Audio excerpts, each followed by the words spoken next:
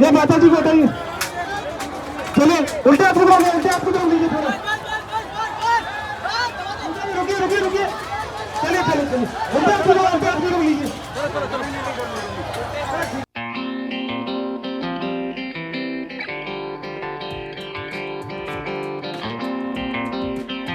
Hi everyone, welcome back to my channel. स्वागत है आप सभी का मेरे इस वाले व्लॉग में। तो अभी मैं हूँ नोएडा सेक्टर 34 के श्री जगन्नाथ मंदिर में। यह मंदिर नोएडा के प्रमुख जगन्नाथ मंदिरों में से एक है और यहाँ हर साल भव्य रथ यात्रा निकाली जाती है। सुबह से ही मंदिर में खूब चहल पहल नज़र आ रही है। चारों तरफ भक्ति का माहौल है, कीर्तन भजन चल रहे हैं।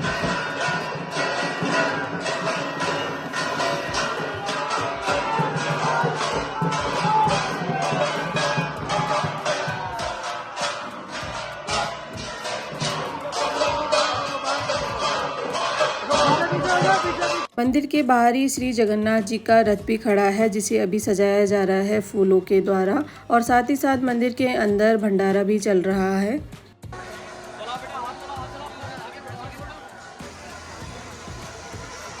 अभी शाम के 5:30 बज गए हैं और अभी श्री जगन्नाथ जी, बलभद्र जी और माता सुभद्रा की भव्य यात्रा निकाली जा रही है। चारों तरफ भक्ति का अद्भुत माहौल है। आइए आपको भी इस दिव्य यात्रा के दर्शन कराते हैं।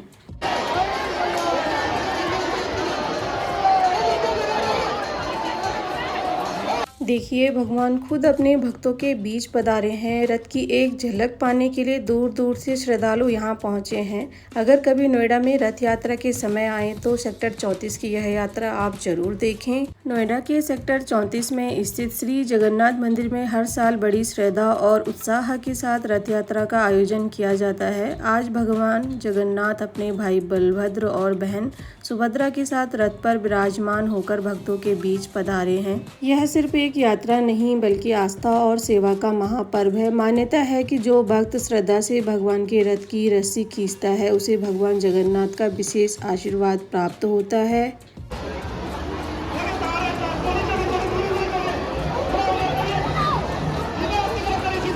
हर तरफ जय जगन्नाथ के जयकारे, भजन, कीर्तन और भक्तों की अपार श्रद्धा इस माहौल को और भी दिव्य बना रही है। ऐसा लग रहा है जैसे पूरा नोएडा भक्ति के रंग में रंग गया हो। रथ यात्रा की परंपरा भगवान जगन्नाथ की नगरी पुरी से शुरू हुई थी, लेकिन आज देश के कई शहरों की तरह नोएडा में भी यह उत्सव पूरे उत्साह के साथ मनाया जाता है। यहाँ हजारों श्रद्धालु भगवान के दर्शन और आशीर्वाद के लिए पहुँचते हैं।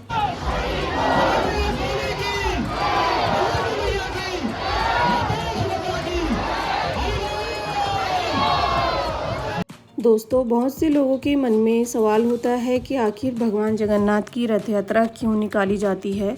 मान्यता है कि भगवान जगन्नाथ अपने भाई बलभद्र और बहन सुभद्रा के साथ हर साल अपने भक्तों को दर्शन देने और अपनी मौसी के घर जाने के लिए रथ पर सवार होकर निकलते हैं।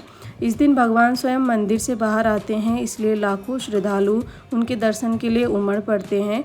रथ की रस्सी खींचना भी बेहद शुभ माना जाता है और इसे भगवान की सेवा का सौभाग्य समझा जाता है। मान्यता है कि इस दिन भगवान जगन्नाथ अपनी मौसी के घर गुड़ीचा मंदिर जाते हैं। वे वहां लगभग 7 दिन ठहरते हैं और फिर वापस अपने मुख्य मंदिर लौटते हैं। वापसी की यात्रा को बहुधा यात्रा कहा जाता है।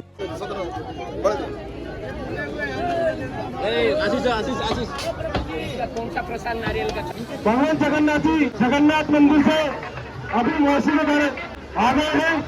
आप लोग 9 दिन यहाँ पे महाप्रसाद ग्रहण करें और कल भजन संध्या है शाम को 6 बजे से 9:30 बजे तक।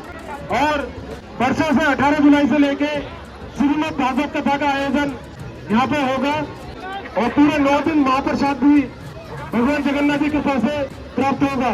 जय जगन्नाथ।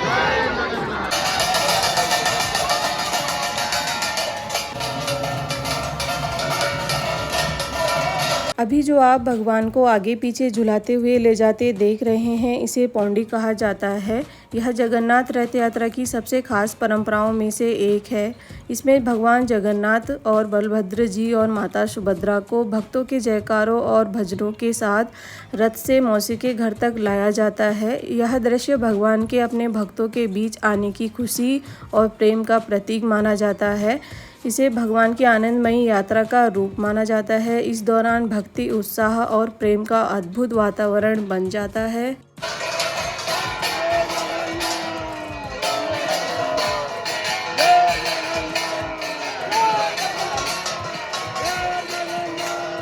आज सेक्टर 34 नोएडा की इस भव्य जगन्नाथ रथ यात्रा का हिस्सा बनकर मन सच में भक्तिभाव से भर गया है। अगर आपको भी भगवान जगन्नाथ जी में श्रद्धा है तो कमेंट में ज़रूर लिखिए जय जगन्नाथ। वीडियो पसंद आई तो लाइक करें, शेयर करें और ऐसे ही ट्रैवल और धार्मिक ब्लॉग्स के लिए मेरे चैनल को सब्सक्राइब करना मत भूलिए। मिलती हूँ ऐसे ही किसी नए ब्लॉग में, तब तक के लिए बाय बाय, जय जगन्नाथ।